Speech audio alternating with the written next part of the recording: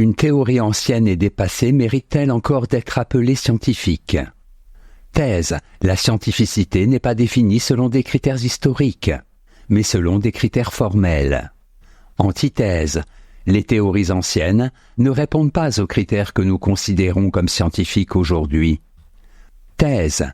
Une théorie ancienne mérite encore d'être appelée scientifique.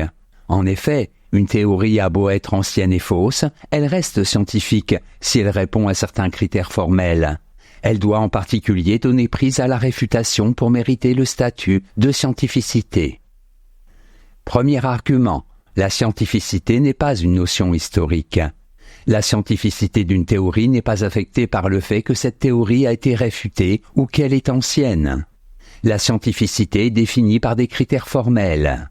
Il faut pour commencer qu'une théorie soit cohérente, et surtout qu'elle soit soumise à l'expérience et falsifiable. Deuxième argument, une théorie doit être falsifiable. Une théorie scientifique doit être soumise à l'expérience.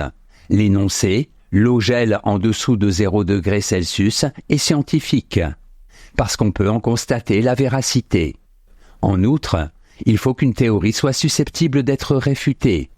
Un énoncé comme « demain il pleuvra » ou « il ne pleuvra pas » n'est pas scientifique, parce qu'il est impossible d'imaginer une circonstance qui puisse l'invalider. Troisième argument, la théorie de la Terre plate est scientifique. Une théorie élémentaire comme « la Terre est plate » est scientifique.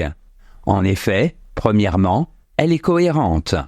Deuxièmement, il est possible d'imaginer une expérience pour la valider. Découvrir le bout de la Terre la vérifierait. Troisièmement, elle est susceptible de réfutation. Le fait de pouvoir faire le tour de la Terre démontre sa fausseté. En bref, on croyait autrefois que la Terre était plate.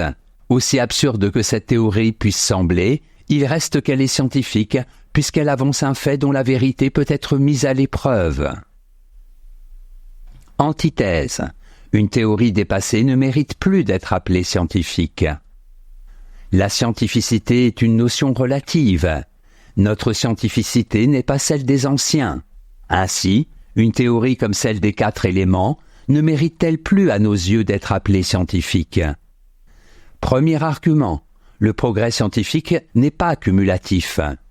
La science ne progresse pas de manière continue et cumulative. Copernic n'ajoute pas du savoir à celui des hommes qui l'ont précédé.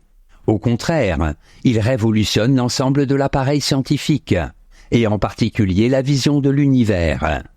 C'est ce que Thomas Kuhn expose dans sa structure des révolutions scientifiques.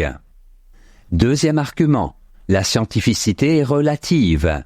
Si l'ensemble de l'appareil scientifique est susceptible de changer du tout au tout lors de moments clés de l'histoire, cela veut dire que la scientificité elle-même est redéfinie à chaque révolution. Ainsi, ce que nous tenons pour scientifique aujourd'hui n'est pas ce que nous tiendrons pour scientifique demain.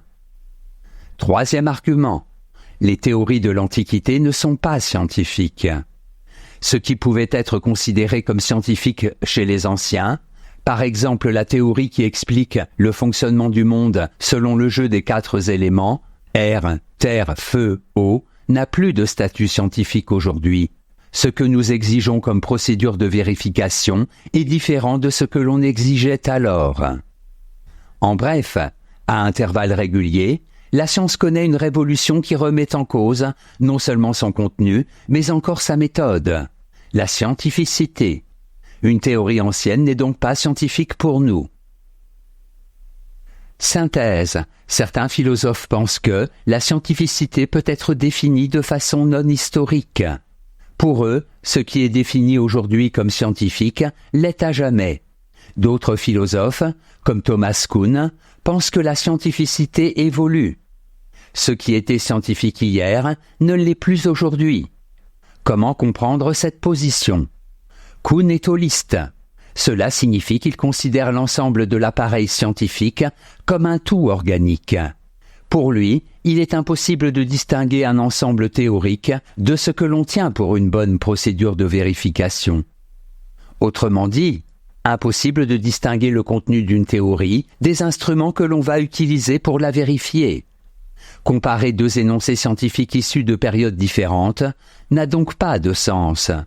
Ils sont extraits d'ensembles théoriques différents et peuvent être vrais tous les deux en regard de l'arrière-plan dont ils sont issus. La scientificité, pour Kuhn, est donc relative. En définitive, on retrouve ici le vieux débat opposant les relativistes aux partisans de l'objectivisme. Note et commentaire. Paradigme.